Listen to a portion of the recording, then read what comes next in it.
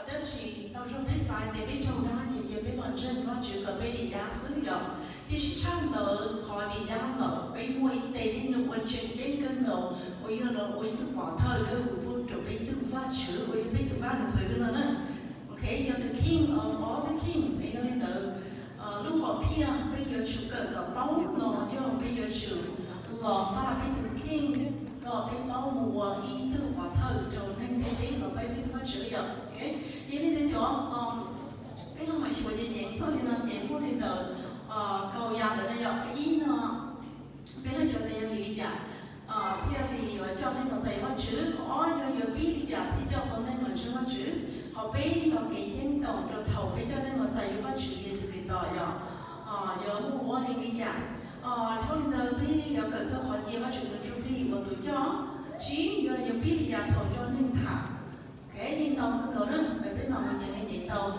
họ trâu yo mua có chữ cho tây lù cái thứ nó xí nên thiên cả xía cha yo hay đi nhà thiên ô đi nhà nên thiên cả nó nhiều biển là giờ họ nên họ nên chạy thả sắp lợn vì nó họ dùng chạy còn đây dùng khi mà nhau là nó phải dùng chạy rejection họ dùng biển đúng nên nói cho mình cho nên thả họ gì cho thầu cờ tàu lớn nó là cái cũng sao được cái tàu lớn càng trên lớn nó mà dùng cái dạng gì nó là thì chắc mình tự dùng bao nhiêu sự không gì á dạng không là gì một đứa này làm gì như chỉ có biết thì ok để cho mình đỡ tàu lớn càng lớn nó biết dùng cái dạng gì nó tao dùng biết chỗ bao biết là sự thế gìคอยว่าลิงเราจะไปสเปชิเขาหัวละนั่นยังไม่เสียเนาะถ้าช่วยจะต่อการหรือเราใจว่าชื่อเยซูคริสต์เราเลยtừ chợ sinh là nó dùng để làm gì nó này thì tí giờ nó bây giờ chúng ta muốn sao thế ok chơi đi kiến chân hay giờ chơi đi kiến chân ha khó cái này nó một cho nênเราใจว่าชื่อnóอยู่ที่พอ ordinance นะชื่อที่พอ option นั่นokไอ้ยันนี่เดินนั่นเดินลองช่วยเขาให้อ้อมแต่เราว่ายุ่งเที่ยได้เชียก็เราเลยชีจงหลายเชื่อสิ่งอะไรอย่างnhưng nó có bùa cho ý thức hiểu ba cái thiên nó nông lù em quan trọng lại đây là nó vậy thì gia đình chơi đi cái chân Baptist nữa vậy là một họ để nó dọn cái họ thì nhân thì Lord Supper cái Baptist nữa nè thì họ dọn thì họ biết là cỡ trong lúc đó là chỉ nhớ được là bàn thầy trong ngành gọi gì ngành gọi chung tới ok thì nó mới được họ năm của trong kia mình chỉ đi nó mà địa cái một cho nên nó dạy một chữ một chữ sinh dạy đua li một cho nên nó chân nữa mà có biết thằng tao thì cho nên nó chân xứ nó gì cô dâu gì nhở ok thì chỉ cho nên nó qua được từ thứ tỷ nó gì yên sợ đùa nó này thì nó đâu số nhà tao có biết chỉ bao biết cho nên nó chân xứ nó này lúc ngon được tận tỷ bây giờ chữ cho nên nó qua sự từ thứ tỷ bây giờ vì đi chặt nó này nhở ok cho nên là trên nó cho lời lọ báo cho và chữ thiên mua là một cái trái trồng đi xứ nó cho lời trên lời vừa nhẹ nhó cho chung là lời cái trên nên chỉ có đó lời chỉ mua cái công ty trong cho cái sản phẩm một rộng lời trên cái ở đó cái là xứ chỉ là chỉ tàu du đồ chia từ sáng chung đi nên nó có cái trên xứ này mà还从很正式的去在有些事情到我的印象呀，就是被其他我都认识了。那还从给我给我是这么容易叫过年了，那到时候被天堂，你莫好骗不容易呀，就好被年不谈呢，被到一好给用些了被伤骗了都，被我一好给用些了被伤骗了都，因为你到还从给我骗我只中那叫过年，你有我到容上骗了 ，OK。bây giờ vì là cho cái cảnh thả thế là ham mộ là thực hiện thế là những lúc xe mua nó nè thầu là bỏ ít thông số những con chú là they feel the pain they are in the shoes so that's why women can do that job a little easier okay then but no let's take a look at Matthew 28 verse 18 to 20 and even the little children to adult we understand what it's saying, but do we understand what it means? Let's take a look four important points. Nó là bây giờ sẽ biết cái chuyện chính như thế nào cái nói à. Biến được cầu chúa mộng nó là cầu chúa nó nói thế thì có chuyện chính go and make disciples of all nations. Disciple, do tu you New York or religious or New York, một cho nên là bảo vật chữ thiết carry on vật chữ contest, or you spread the gospel. Don't nên, don't nên có một sự gospel rồi tao lỡ nó chỉ nhớ là all the same thing, nói vậy. And you know, we need to be told some of them chỉ thông tin để bảo biết chỉ make disciples. Okay, we don't know the Jesus. It's point number 1, go and make disciples, and then 2, baptizing them in the name of the Father, Son, and the Holy Spirit. And còn bây giờ tao every day nữa. Bây giờ nó every day, thinking they are a believer. Okay? Yes, I'm not sure you know what. Does she? Many times we don't do number 1, and we don't do number 2. Or number, let's see, 1, baptize them. 1 is go. Okay, 2 is baptizing. And 3, now, be you hear to obey God's command. And then when we don't do that, guess what? We miss out all the blessing. Thôi biết chỉ khuyên nên dân lò hử các chữ do lưu ấy mong các chữ khuyên lại để các chữ hay tiền được chỉ đọc bế để thầu chỉ đọc bế là để bế chỉ đọc cũng mong nữa nè ấy cho nên là nó giờ chỉ thấy bế đọc lòng chùa thì giờ vì đi dài nhau okay thì okay vì đi dài rồi tôi thấy cũng không có compassion bây giờ các chữ sai cũng tin tin trong này cũng nó in the beginning we didn't know những sao hoài I did not think I would be here speaking today, which is I think God showed me, I would be not young. So you can see what you know here. 2002 nữa. Thằng non were very curious about God and how to share God with other people. They would show me young child whole Bible verse 2 là sĩ một việc là nên anh em thiết tạo tao là gì one day in 2002 ít tuổi giờ nhớ cho England. Nếu sai trái nhau với your friends, then it's a idea you have to be born again. Thì cũng sai thế nó, bây giờ cũng là thông sai trái thì nhau nên không có tổ chức. Thì cũng sai vậy nhau Bible verses trong lưu trong một bia trong mở trong cái nhà nó dài như thế nào.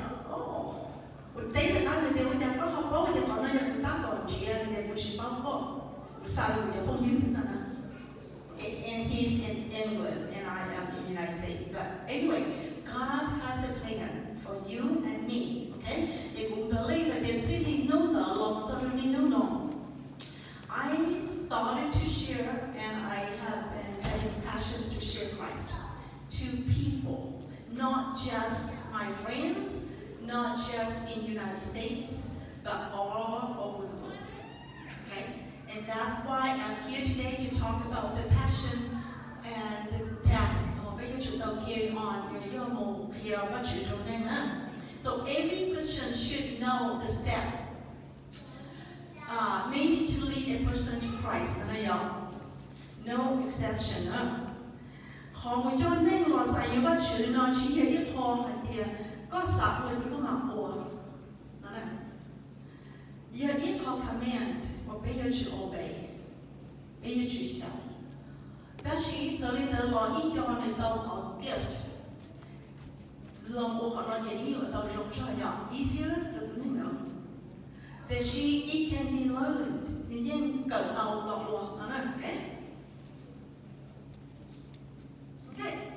để biết lòng người chịu thì mình giờ biết thế cho nên là dạy một chữ thứ hai là chân nhộng obedience, okay? It's an obedience trong cái chữ đó là phải out of love. Cái lúc giờ cái chữ một rất cái lúc cái chữ một rất cái lúc cái chữ lỗ cái chữ đó it's not easy. It takes a lot of love and sacrifice. Và chữ thứ lúc bây lỗ chữ chuyện thứ sáu có bé nhiều vô lựa tụ thế nào nào. Ok, bây giờ đi đầu bên kia ở chuyện đầu quá. Ok, thì vì đi chợ họ nói nhất là từ họ là đầu Mark 16:15 nhỏ như thế họ kia được bé, có bé chủ một kia không thể đấy. Okay, every believer is commissioned to bring people to Jesus Christ. So, cho church not only to bring people to church, but to Jesus Christ. Okay. If I choose to ask the big word, they are more big what you have. And so when God gives you a task, He will provide. Okay? And He will be with you. And He will give you the right words to say. Và chủ yếu muốn cho lù trong con có bao hài lý giả. Ok, giờ biết lý giả. Thế cho tôi nên ngồi trên nó này ạ. Ok, giờ biết lý giả nó này ạ. Ok. Nên tôi cho biết chỉ bao biết lý giả. Để trong lần lò giải có chủ lý giả này ạ. Thì bây giờ để cấp cả vào trên cả này thì tôi cỡ cái biết thêm các cái one-on-one. Sau cái chân gì cho nó cái nhận trở đi xin nó này ạ. Ok, thì chị từ của The King bỏ con sợ giờ có vô cho lỡ lò ý thứ thì á là gì giờ tàu cho lỡ lò hay confess with their mouth Jesus is Lord and in their heart they have to believe and be raised from the dead có những chuyện tao muốn lời cho lỡ lần kia là lúc họ giàu mà và chỉ những người openly confess hỏi gì Giêsu Kitô như tôi chủ thì sinh có nhiều tàu qua Venice cho tôi nên đó cái giờ tôi rất nhiều cái sao mà như thế của mà một hai cái tiết của những học của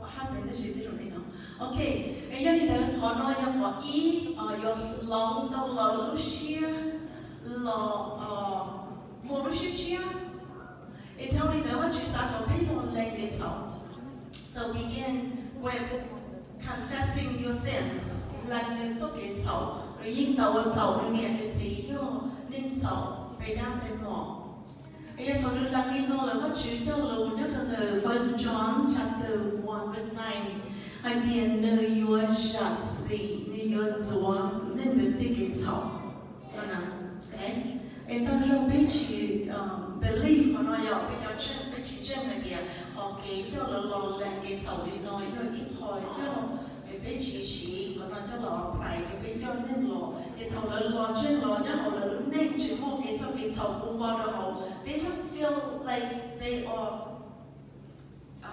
righteous đang sinh những chuyện gì lò they cái sầu đi nó cho lò or cho lỡ một cái trai cái sâu là để lên chỉ tao worthy enough, okay? They nói cho lỡ với họ tên mình cho lỡ hold lỡ back, đó okay? So cho chúng có verse the 1 John chapter 1 verse 9. Tony though the Holy Spirit, nhớ trong Acts chapter 1 verse 8. Khi nói gì có cho chuyện chết cứ ngon nếu theo thì ta you will receive power and when the Holy Spirit has come upon you you will be my witness này ạ anh em thấy nếu như khi được bé có bé yếu chịu tỏ tù và chụp hình đơn hữu lọt cho bé để bé thế yếu qua tàu tại đây được là mà ở đây bé yếu tàu từ văn chụp hình nói do bé yếu chịu số của lý giả the Romans chapter 10 verse 9 là một đầu confessing of sin thì thầu nó bé born again thì phát triển deposit the Holy Spirit cho bé họ thì tụi nó thêm mà linh enable bé muốn bên sự bé thế yếu mù qua tàu tại đây nhiều nó trở đi phát triển tổ chức thì cho bé nữa nè so có bé sao rely cái bé tụi khen nó bên sự cho cái chân trình một quá sự chỉ work. Okay, people will not understand that they you got ching, đó nè. Bây giờ thì cho chúng idea copy một đời chỉ học bí sư để chỉ with the Holy Spirit. Cho nó chỉ được chuẩn bị. Okay, okay.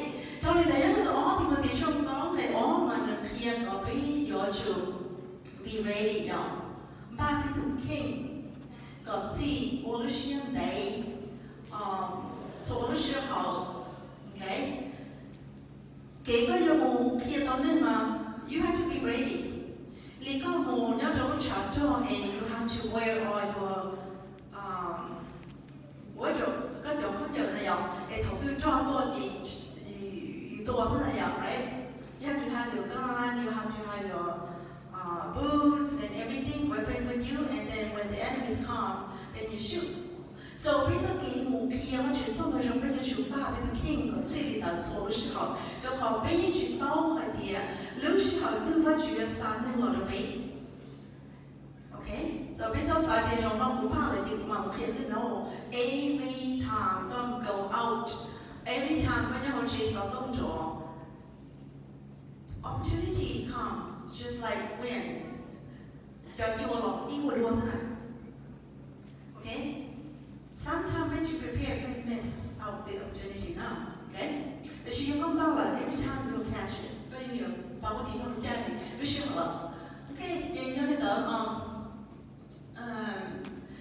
John cho gì ngày bây giờ honor it and you will know the truth and the truth will set you free. Cho nên là họ trên bây giờ chúng ta khi là sao họ trên gọi là thứ bao thảo bao họ trên bảo là khi đi John có lâu trên châu thì là cái chuyện sự thì là cho cái mà trên cho xía, vậy nên là bây giờ chúng point them to Jesus Christ, only not to your church, not to a pastor, not to a group of loving people, but to Jesus Christ.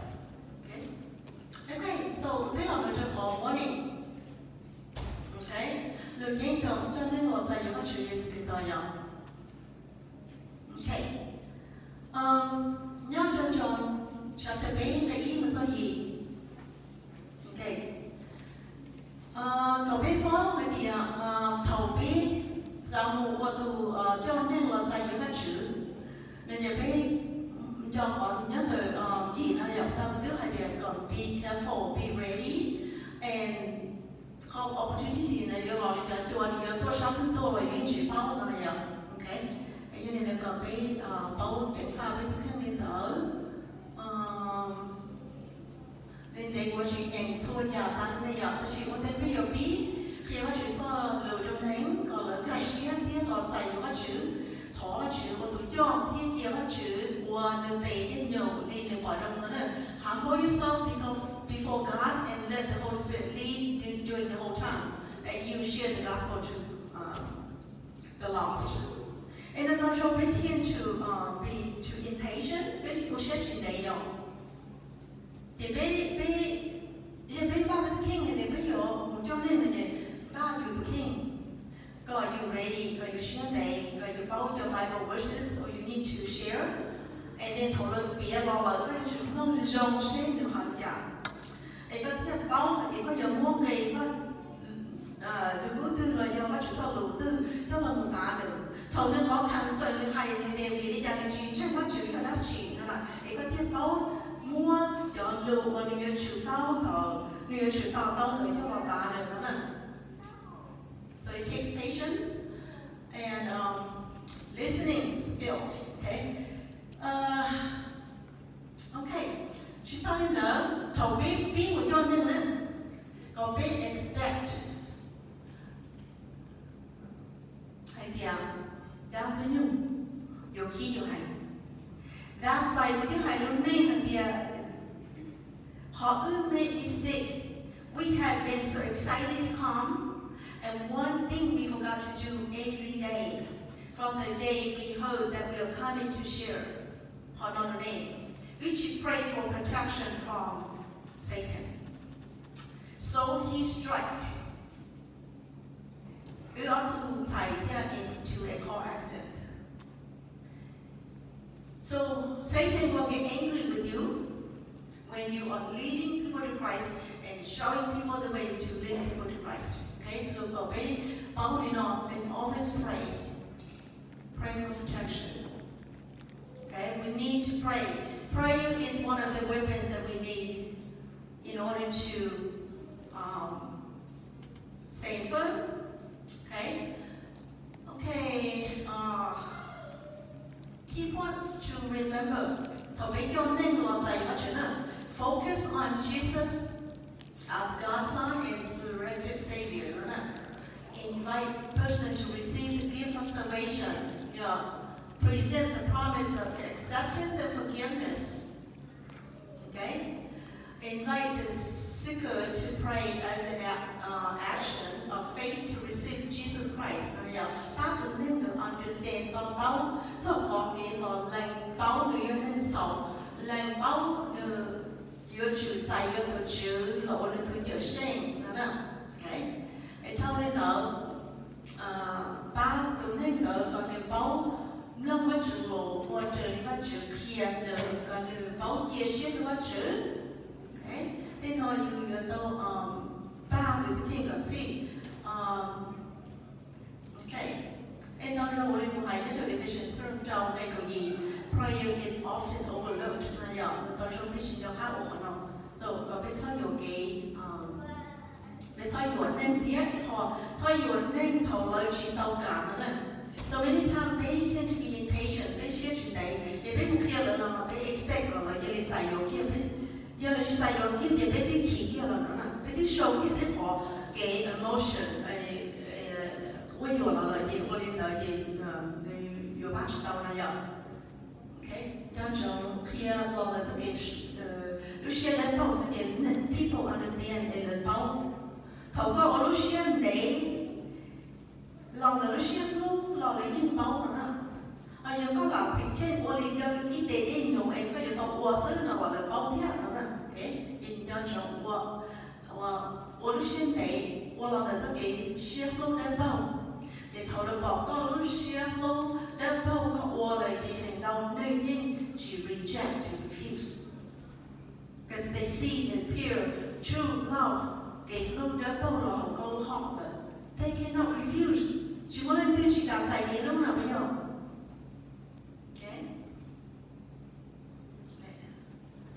okay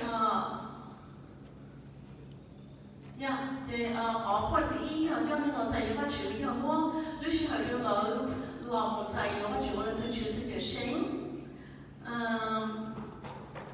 thầu biết khi đó các chữ từ chung đi yêu từ yêu cả mua qua đưa lỡ giờ gọi là họ conviction hay biết chủ yêu ít lúc họ cho ít họ instrument cho các chữ sĩ sứ có biết cho chúng này đó có biết cho chúng sĩ đến lúc có lúc đến chi đó lỡ có biết cho trong thọ là chữ trong chỗ nên có biết cho một thọ và chữ trong họ là dạy và chữ thiết thọ và chữ trong bên khác rồi họ đã tin như mọi khi chúng chú họ là gì biết chữ thọ chữ trong là một tên biết một khi là lấy chữ understand nữa okay so pray for your name đó là biết một okay bắt đầu biết là chỗ gì là biết cho là thả đi cho nó giờ so everyone biết một nên nhớ phải nói nên chứ giống mà you guys have a lot of opportunity đó nên nhớ phải nói chứ giống mà họ nói tao sẽ ở đây một chi nên thế thì một thả vậy chỉ ra được nên nào nên bây giờ tôi nói nó muốn sẽ xả thì một sáu nên là chỉ có chỉ bao muốn chạy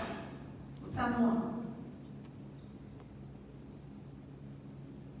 okay mà bây giờ tôi nói thì qua mà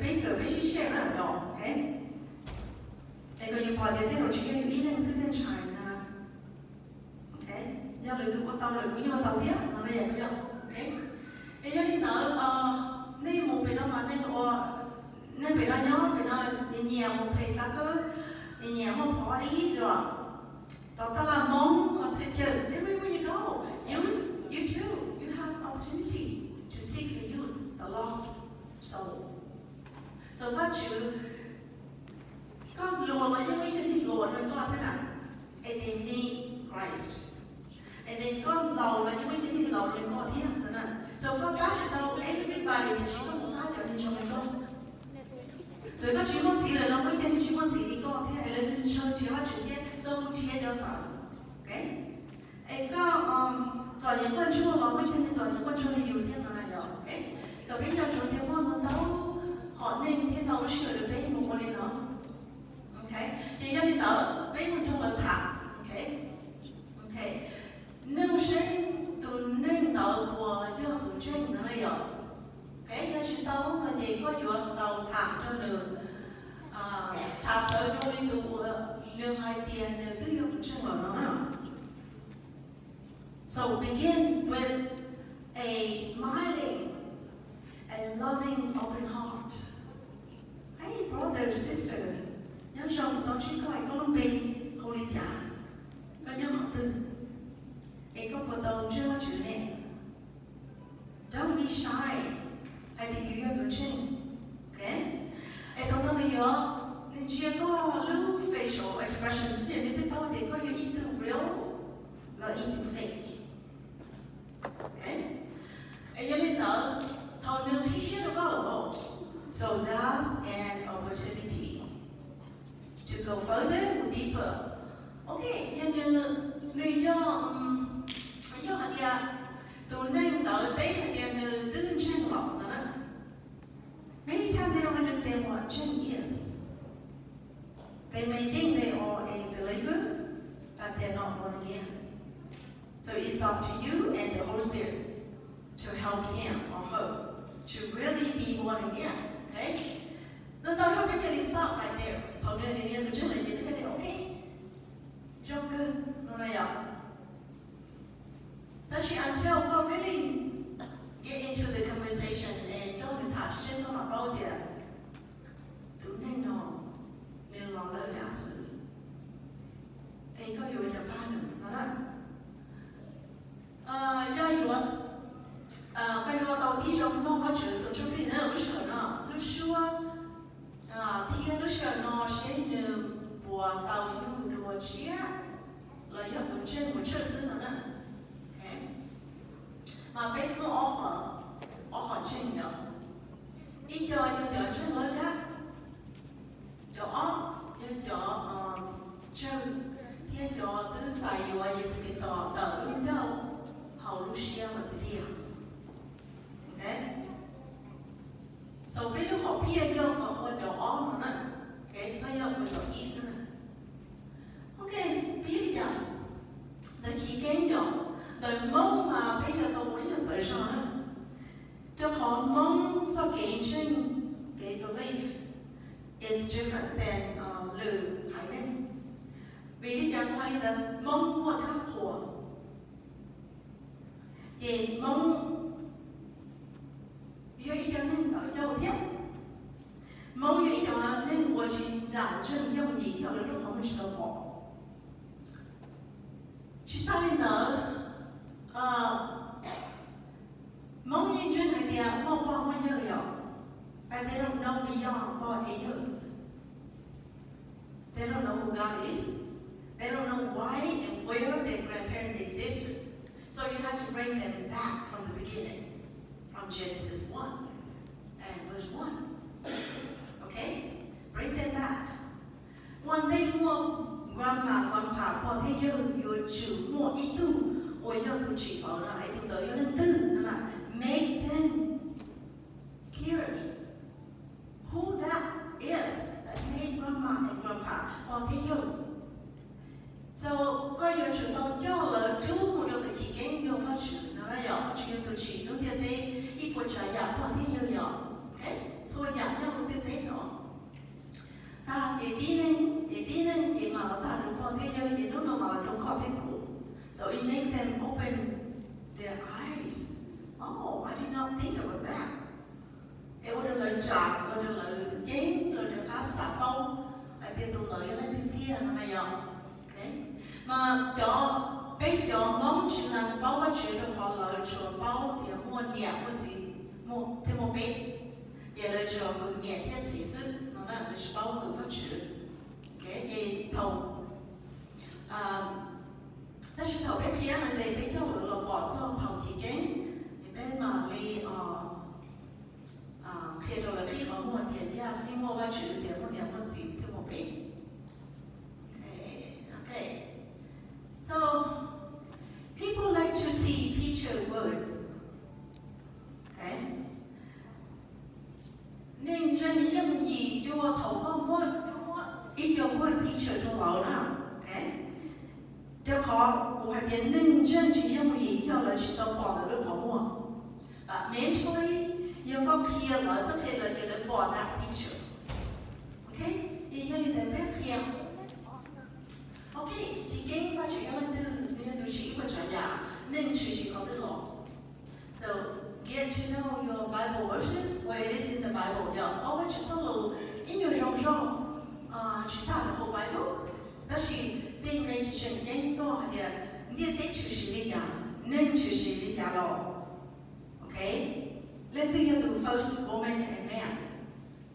Okay, để cho lợi lòng báo xong Adam and Eve are disobedient to the law that Adam and Eve know to she of the law. And then they will understand why we are sinners. Okay? Trong trường mua cho word picture cho law kia nó bảo nó nó. Okay, thì phải nó lời chỉ tao tao để lấy một sinner. And they need a savior.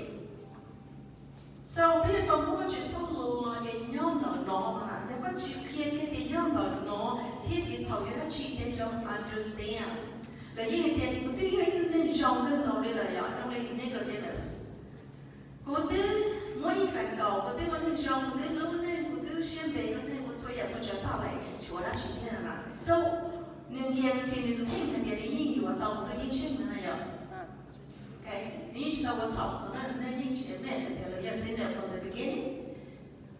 Anh ấy đã biết tao mua bắt chước cái lối đó nó chỉ không có xả sự để chỉ bắt chước做了 improve the yes cái sầu pin nó lo. So from Adam and Eve. Okay. Okay, thì bắt nó bây giờ kia thầu quá cho nên nó cho họ phân rồi ta thì it makes sense to them. And then thầu tôi thì giờ là lối rồi. Ví dụ như nó nếu nó cái zoom năng thành một cái nó là okay. So nhân trường quá chọn cây lừa nó cho họ kia lỡ. Okay, nãy giờ đang diễn lỡ, nãy giờ đang diễn cỡ. Eve thì nói thì Eve họ cho họ nói Adam sẽ biết chi nó mà chỉ cho lối sáng về Adam thế thì nó nhất nó là cái so from there it's all. Okay.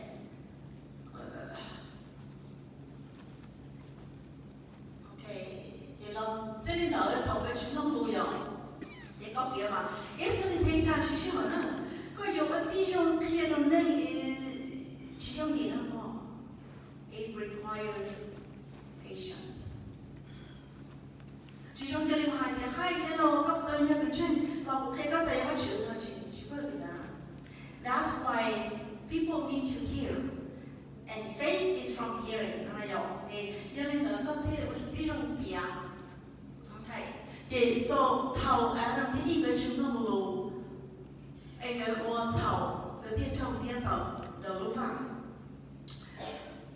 okay, bây giờ chúng tôi biết là gì, mong chỉ bao là chỉ là chỉ là bao hay gì mua cậu yên thiên trong ông nó, okay, vậy na những cái sự của những cái chỗ nên thiên thầu nên bỏ đá nên những mua tàu tàu hồ cậu tôi bảo sự nào vậy? Trong này ít thứ thì lo lại được một tiền nhưng mà anh nhớ đối với họ chờ ở Việt Nam thì cũng còn á cái sự tập lên trả được một chế một người to, ok thì gia đình đó Nam năm nay những người dân yêu không phô thầu làm thế đi người họ thầu lại cho phong trào mà thì mong chỉ tao tao chỉ tao lùi để chỉ thầu có hai điểm gì mong mua là take action lại mua những nó cho vào mua hoặc là phá dầu chỉ thầu nhận lại tao tao. Thì thâu đến tờ kỹ sĩตัว began thầu cỡ tờ là lúc nào là muốn anh cỡ mua cỡ offer to the first sons anh cỡ mua cái jealousy rồi mua cái sĩ khí thì bắt nó khen thế nàyตัวanh so cho cái sĩ khí sĩตัวnó bị qua thầu generation Adam thì in ở qua thầu cái family nó là nên theo có một trong số kỹ thuật kỹ thuật như nó sợ đầu thiên thì vừa trừ tàu tôi bảo nhỏ để những bóng số kỹ thuật trong cơ nhỏ trong trước thì chỉ là những bóng tiền sợ đây những cái tàu nó chỉ thầu vừa cao sầu nó họ sợ như nó chỉ là sự nó này thì do cái quan nên thế kỹ thuật bị thầu hay là bị ngọ người sử dụng như nó So that makes them understand, okay, that's why we all die. The poor, the rich, the one who poor, well, they hear your should don't do it. Okay, they don't go đi trong bia, đi nào trong ở, vậy là thêm cả shit. Okay, vậy mà nó bây giờ là sao? Chỉ lý thằng đó cái sầu vào nhất chỉ theo cái nhà cái lòng tao này vậy. So cái sầu này nó chạy bây giờ là bắt chước rồi đó. So how consequences of it chose long sin against bắt chước rồi, bây giờ chỉ chỉ nó bắt chước long tới.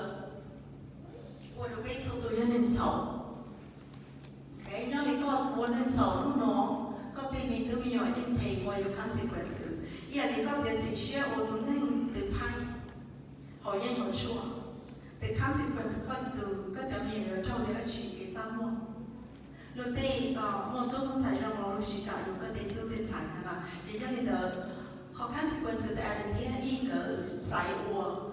tờ cho bí lộ lên sầu chúa lên sầu tu bí làm tờ quá trường cái sầu chạy bí trong lên tờ nó là nó trong cái sầu nó bí chạy tờ nó quá trường ok cái phía đi kia tàu cái số tu như thế nào cái thầu có cho nó lên mình theo cả này cái hai cho họ nước cái the wages nước cái cho lòng tờ cái sầu tờ cái trong số tu chỉ những số cái trong cái tu, ở do the second year trong tu thì ó, giờ trong có tu jubilee, chọn trên cái chỉ trên là thầu có kia đâu mà nữa, thế có thì tu jubilee chỉ những chỉ tu mà nhỏ, bây giờ thì nó là theo cái trái lo hành cho số cái ở đó thôi à, tuần chia tuần số, rồi sang tuần tờ, ở nhà rồi cho một đồng tu thân, họ lại bảo thì tu jubilee là những chỉ tu.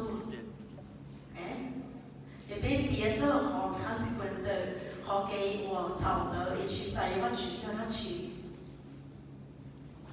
那背后老公是我做好一点 ，OK， 要你的背要能找朋友了解谁，不要的。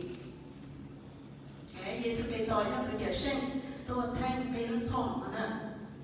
OK， nếu đi lên sư thì cho cho cái mà trên cho cho xia, yêu chủ lòng的人物lòng。 thì nhớ đến đây nhớ bị là gì nhớ nó đâu nhớ the bridge thì nhớ trong này bên nhớ Isha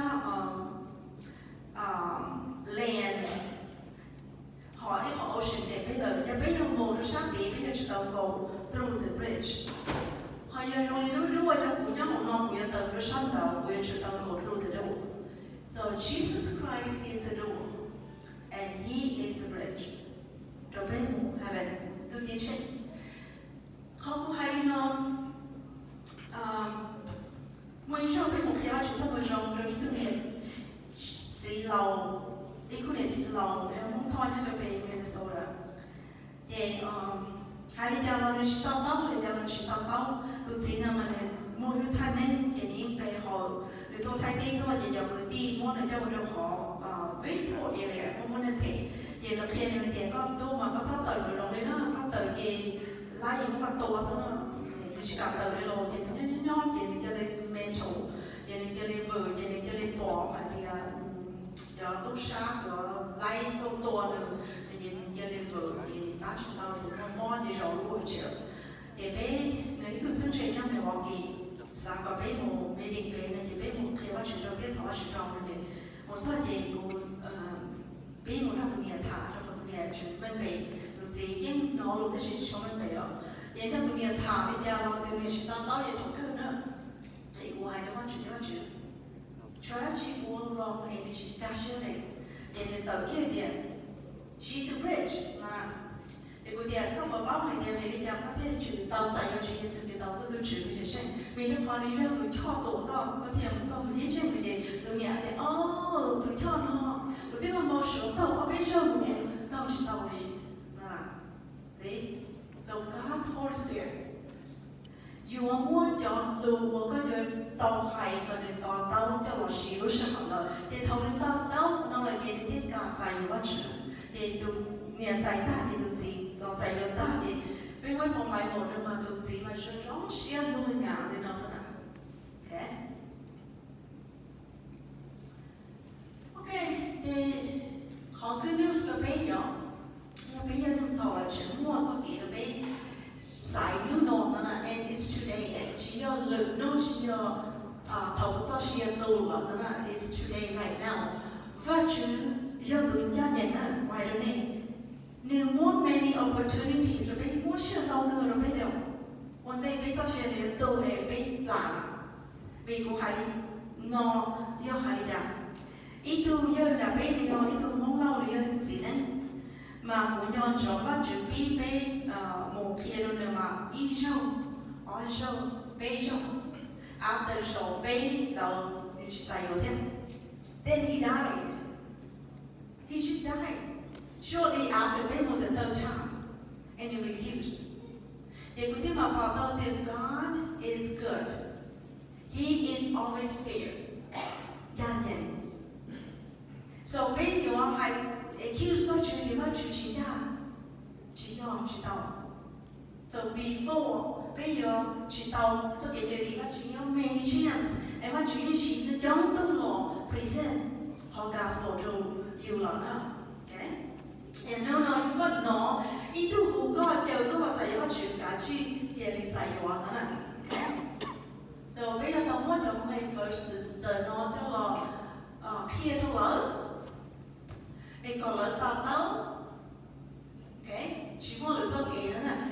When you show Baby Cleopatra for 2010, that was the first year. The third show Baby Cleopatra in Minnesota, July 4. Okay, 8 o'clock in the morning, emotions on. The monk, itu hosa, the leader now.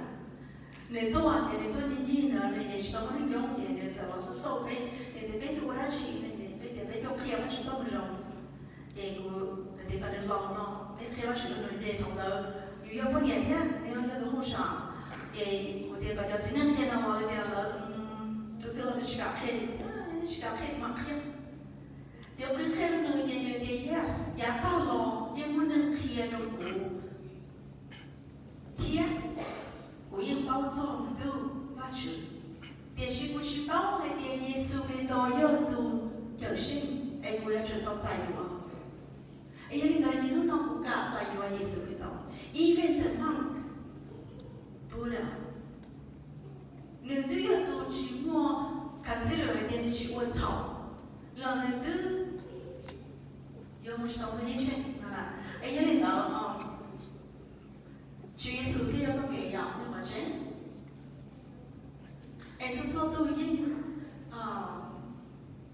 thì họ chân gì đó,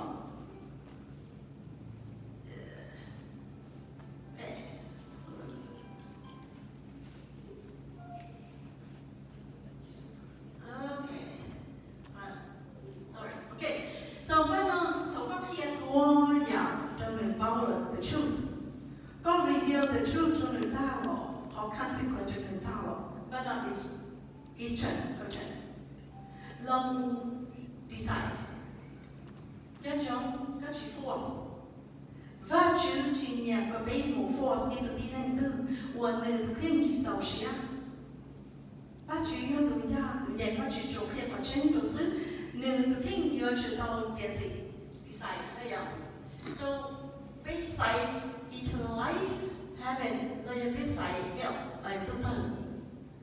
Your choice, you know, đó nè.